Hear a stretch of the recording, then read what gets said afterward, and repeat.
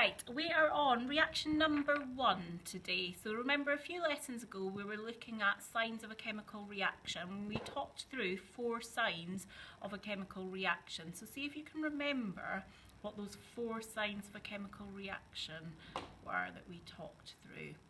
Okay, if you can't remember, don't worry too much because we'll go through them now.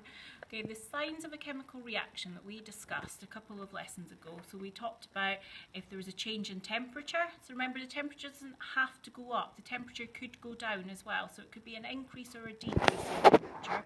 So we're looking for a temperature change. We're looking for a colour change. We're looking for a fizzing. Or we're looking for precipitate forming. So remember, that precipitate forming is when 2 solutions have reacted together to form a solid. So we're looking for those signs of a chemical reaction, and we're going to be filling them in the observation section of our experiment sheet. So the first experiment that we're going to do involves 2 solutions. So one solution is sodium carbonate, and then we're going to react it with calcium chloride solution. So both of our solutions are colourless, and then we're going to see what forms in the product. So our first solution that we've got here is calcium chloride, and then we've got sodium carbonate in this bottle here. So if we add in some sodium carbonate solution into our boiling tube, we can see that we've got a colourless solution in our boiling tube. And then calcium chloride is also a colourless solution in the bottle. So we're going to add in some calcium chloride, and we're going to write down our observations.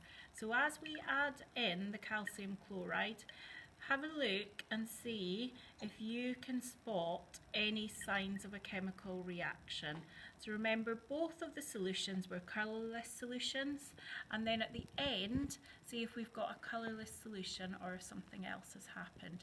And I want you to write down your observations on your experiment sheet.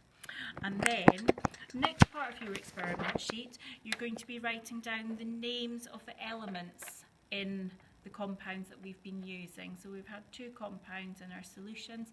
We need to see if we can write down the elements. So the first one, sodium carbonate, has the formula Na2CO3. See if we can identify what elements are in sodium carbonate.